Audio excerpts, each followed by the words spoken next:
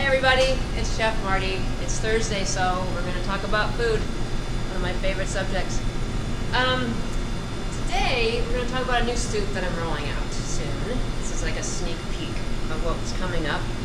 I was thinking about soup for the past couple of weeks and realized that every soup I've ever done here, while I've done vegan and gluten-free and vegetarian and all that, they've all been pureed soups.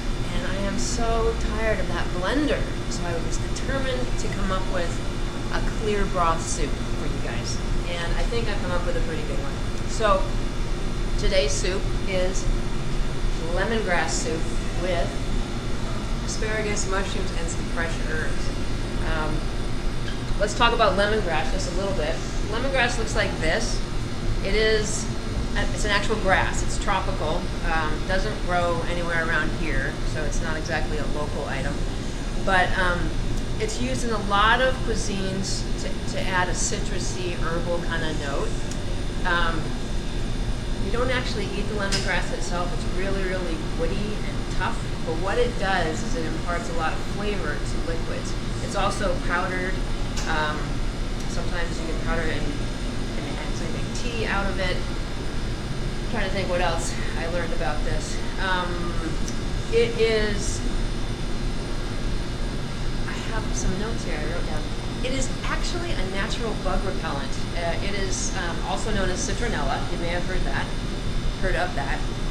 It naturally repels bugs like mosquitoes or things that bug gardens. And so a lot of gardeners will plant some of this in their garden to keep the bugs away. And the cool side effect of that is, besides being a repellent for some of the nasty bugs, it's actually also used as a lure for honeybees. And so it keeps the bad stuff away. You want those honeybees to come into your garden and fertilize all of the plants and stuff. So it's a wonderful plant to add to your garden if you can get it to grow. And here's just a weird trivia fact. The oil of lemongrass is used in India to preserve ancient palm leaf manuscripts. It's a natural leaf-based paper that they used to use, and they'll take the lemongrass oil, and it not only does two things. It moisturizes the leaf so it doesn't crack and disintegrate, but then it also repels water, so the pages don't decay because of humidity. So pretty neat little vegetable we got here, or grass, or whatever you want to call it. So anyway, how do you use it culinarily? What I've done is I've cut it into like 2-inch segments, and then I smash it with my meat tenderizer to get the oils flowing. That's where you can smell it right now. It doesn't smell like anything, but take it, cut it up, smash it a little bit. All of a sudden, wow, it's amazingly aromatic, and you're just like, oh, this smells like that Thai dish I used to make, or that I had once in San Francisco or something. So yeah, lemongrass, it's a wonderful ingredient. Okay, to the soup now. First step with this soup is to make the stock, or the broth for the soup, and that starts with the vegetable stock that we made a few weeks ago in a video. Real basic vegetable stock, simple place to start. Then we take the cut up, smashed lemongrass, and if you want to take a look over here, I've actually got the stock on my burner. I've added the lemongrass, and I steeped it in here for maybe 20 minutes just to get that flavor. There's the chunks of lemongrass in there. And then what I did is I added, I've got all the ingredients lined up over here. You've got chopped garlic. It calls for ginger. You can use fresh ginger and chop it yourself if you want. I hate doing it so laborious. I'd much rather use this product, which I discovered recently. It actually imparts even more ginger flavor to the food than fresh ginger, because it is a puree. It is all surface area. There's nothing left untouched when you're cooking with this. So it is really aromatic and real easy to use.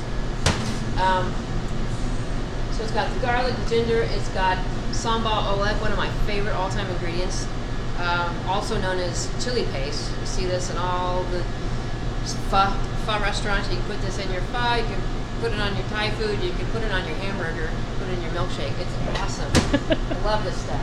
Got a bit of that, it's got some lime juice, and then it's got tamari. Tamari, if you don't know what that is the gluten-free version of soy sauce. So this is a gluten-free vegan recipe. So hey, good points for that one. So, okay, that's in the sauce. Just let all that simmer for a little while, shut it down, taste it to adjust the seasoning. Might need a little more salt, but then just hold it warm. Now we're going on to the next step in the soup. I'm gonna need to get at that saute station over there. So the next ingredients, real simple. I've got, follow me guys, sorry. I've got mushrooms. Now, we have this wonderful mushroom provider in Bellingham called Cascadia Mushrooms. Look at this amazing selection we got just delivered today. I have never seen anything so beautiful in my life. Shiitakes, these are little piopinos.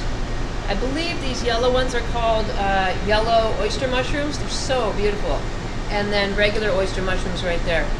Beautiful stuff, all grown locally in Bellingham. These guys do an awesome job. So I've taken little ones of each of those mushrooms and broken them up a little bit. I've got some Washington asparagus that I've cut into about a ½ inch bias cut. A little bit of julienne carrots. We're going to take all of that and throw it into our saute pan.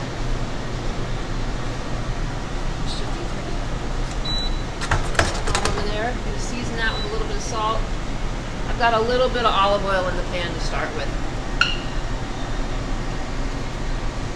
Probably should have had this a little hotter.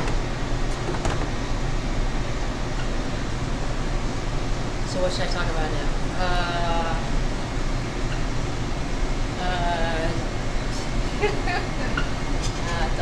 What would you drink with this soup? What would I drink with this soup? You know, I was thinking about that. Maybe I can actually have somebody go get that for me. This is a hard one to pair with, I find. It's got lime juice, it's got heat, it's got one of the foods that's notoriously hard to pair with wine is asparagus. But it would go well with a lighter beer. We have a new Boundary Bay Smash. What's it called? Smash. Boundary Bay Smash, single malt and single hop. That one's going to be starting soon. I think that might pair with it well.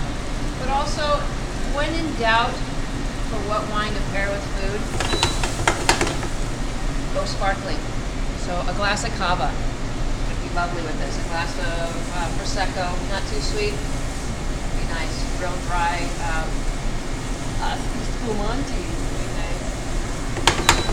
Okay, so we're getting a little bit of action there with our veggies. You don't want to cook these to death. We just want to take a little bit of the crunch away, get them a little bit softened. Just start the cooking process there. Once that's where we want it to be, this is so simple, you guys. Just dump those veggies right into your bowl. Try not to drop them. And then, there's our veggies. Yummy. Color, all the colors of spring in a bowl right there.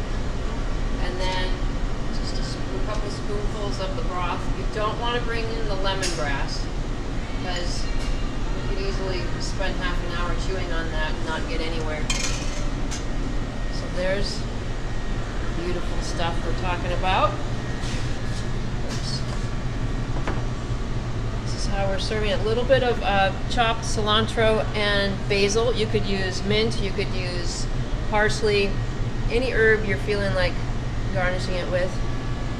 A sprinkle of that, and then I like my signature jalapeno ring right on top. There you go. That is our new lemongrass soup with mushrooms, local Cascadia mushrooms, asparagus, and fresh herbs. Should be going on our menu sometime this weekend. That's your sneak peek. Come and get yours. We'll see you guys this weekend.